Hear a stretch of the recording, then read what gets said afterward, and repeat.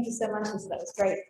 Our last speaker tonight is Erica Gams from the Albany County Land Bank, and she's going to talk about the land bank's process when you're looking to purchase a building from the land bank. So.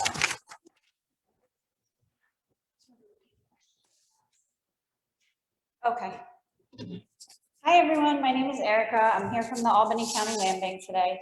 I'm here to discuss our application process and the process of purchasing property from us. So the Albany County Land Bank was stood up to solve for vacant and abandoned parcels in and around Albany County. We do operate in 19 municipalities, not just in the city of Albany. We do things a little bit differently. We're not traditional real estate.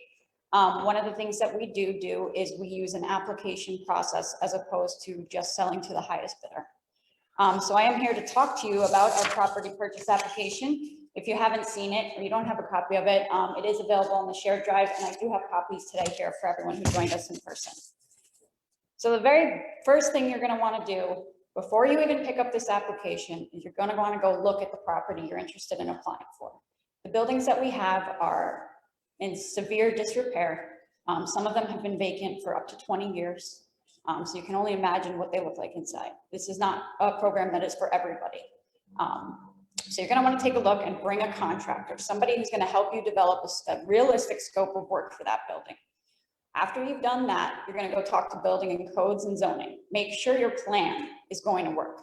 If it's a 2-family, you want to turn it into a 3-family, you want to make sure that that's something you may be able to do down the line.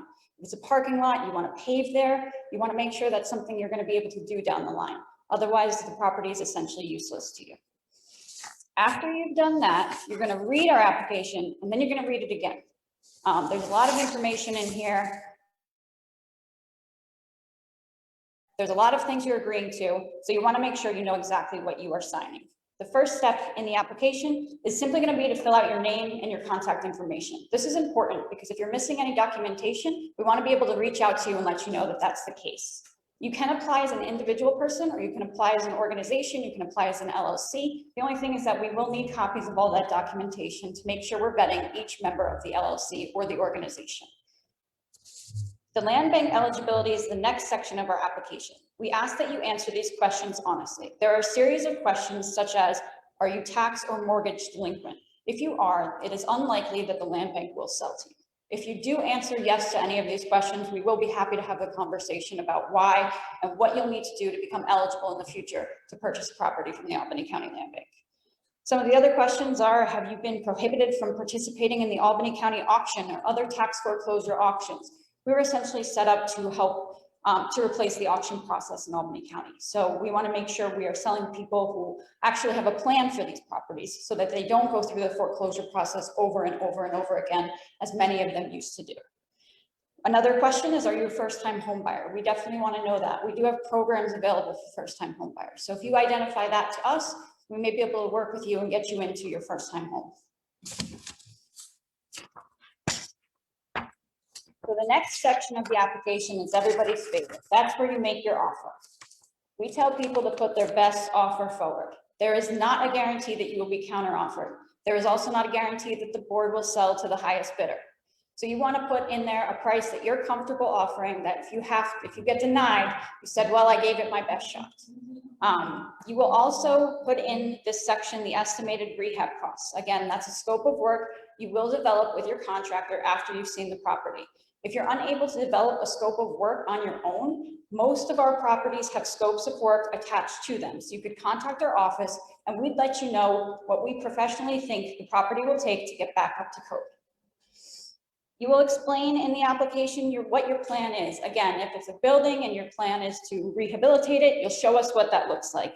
If you are choosing to purchase a lot and you want to turn it into a community garden, you'll explain that to us as well.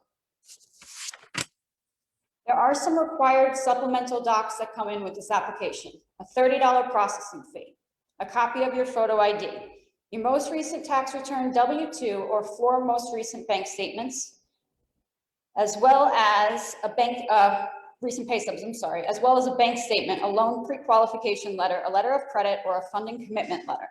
We are looking for buyers who have the financial capacity not only to purchase these buildings, but rehabilitate them in 1 year's time. The next is the terms and conditions and the purchaser certification. I'm not going to go over this in detail with you because it's very important you read this, and then, like I said earlier, reread it. You are agreeing to several things here. That you're going to maintain the property in accordance with all land use, zoning, and property maintenance laws and ordinances. That the property is sold in as-is condition. There are no warranties made to these properties. We cannot guarantee clear title to them. So you're going to want to make sure, if you're the approved buyer, that you do run a title search. Terms and conditions. A restriction that is in your deed is that you cannot sell the property in the first 5 years without our written consent. That will prevent you from selling the property unless you come back to the land bank first. We are looking for buyers we are hopeful that our buyers will hold the property for 5 years. We understand some people want to come to us to flip. That's okay too. What we're looking for from a new buyer is that they're not the previously foreclosed owner. They don't have any open housing related judgments, and they don't owe back taxes. We don't care how much you sell it for. We don't care about anything else. We just want to make sure people aren't circumventing our system. So again, read the terms and conditions. They will apply to you. One of the other things that the land bank does is it applies to your sale, what's called an enforcement mortgage. This is a lien against your property. It is holding you to the 12-month rehab that you committed to us you will be doing. We will be coming out for inspections periodically. We will be requesting copies of insurance, copies of permits, making sure that you're staying compliant with our program. If you get to the 12-month period and you are not done yet, we will not automatically take back your property. If you haven't been working on the property, it's very likely we will take that property back. But if you are paying taxes, you have open permits, you have not developed any new code violations, you have not received stop work orders, you've been communicating with our offices and allowing the inspections, we will continue to work with you, and we can grant you extensions on a case-by-case basis. The ultimate goal is to get this property back to productive use, not for the land bank to get it back. You will sign that you have viewed the property. Again, it is a requirement. You absolutely need to go into the property, take a look at what it's going to take to get back up and running. The next section of our application is the project budget form. This is where you fill in your scope of work. So if you're having trouble developing it on your own, get on our website, see if we have one available for your property, and you can jot down some of the numbers right in your project budget form. We also ask for a credit check form. We do not take a hit on your credit. We're not looking for a specific score. We're looking to make sure you don't have housing related judgments. We're looking to make sure you don't have non-payment of National Grid. That's a non-starter for us. So don't worry about that. And if you do have questions specifically about the application, we do offer virtual application support. We are hosting an application 101 next Monday night. So you guys are welcome to attend. That's going to be on Zoom. I have information back at the table. After you've submitted your application, it goes under a staff review. The staff will then present it to the Acquisition and Disposition Committee. They're ultimately responsible for making a recommendation to the Board of Directors, who selects the buyer of the property. That process takes about a month. So every month we move a certain set of properties forward, and they go through the same process. After you've been approved for the property, you'll sign a contract, you'll do a title search. We highly recommend that you do that. As I said, as is condition, no warranties made to title. After you've done your title search, you will schedule your closing, and that begins your 12-month period. You do own the property. We transfer the deed to you the day that you close on the property. We do not hold the property, but we hold that lien, and that starts your 12 months. Through that period, as I said, we'll be coming out for inspections. We'll become very good friends. I'm the one who's going to be handling your file. So looking forward to hopefully doing that with some of you. After that, you get your certificate of occupancy. Let's say in your 12 months or within 18 months, we discharge that enforcement mortgage. So the lien no longer exists. Free and clear, you're ready to go and do what you want with the property. Again, in the first 5 years, if you're looking to sell, you'll need to come back through us. That pretty much sums it up. Any questions? So you can back out if the title search comes back. If the title search comes back bad, you can back out. Oh, yes, I'm sorry. So the question was, if the title search does come back bad, are you able to back out of the deal? And at that point, yes, you are. One of the things that the land bank does that's different than a traditional real estate, we try to work with the buyer to see if there's a way we can clear title together and continue with the sale.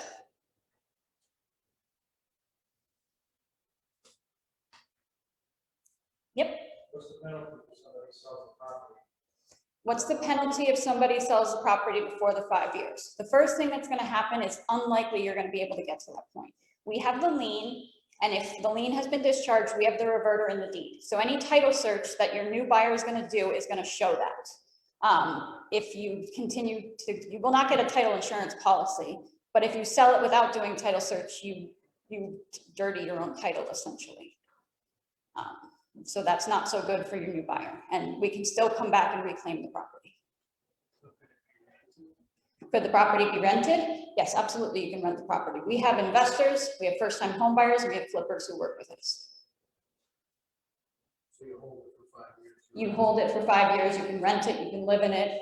You can tell us right off the bat, I want to flip, and you can sell within the first 5 years. You can sell right when you're done. Again, we're just looking to vet the new buyer. Any Zoom questions? One from you, sir? Does the land bank pay delinquent and water taxes? So this is an interesting question. There was a day when we were not exempt upon acquisition. We are now exempt from taxes upon acquisition. There are a few properties in our inventory that have bills associated with them. We're happy to disclose what those are because the buyer will be responsible to make those payments.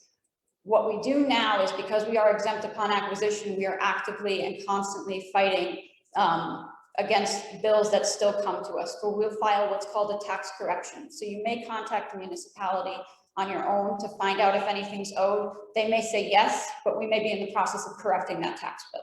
So we do that as often as we can, and we have in the past held sales so that we can get that exemption in place to cover the past due taxes associated with the parcel.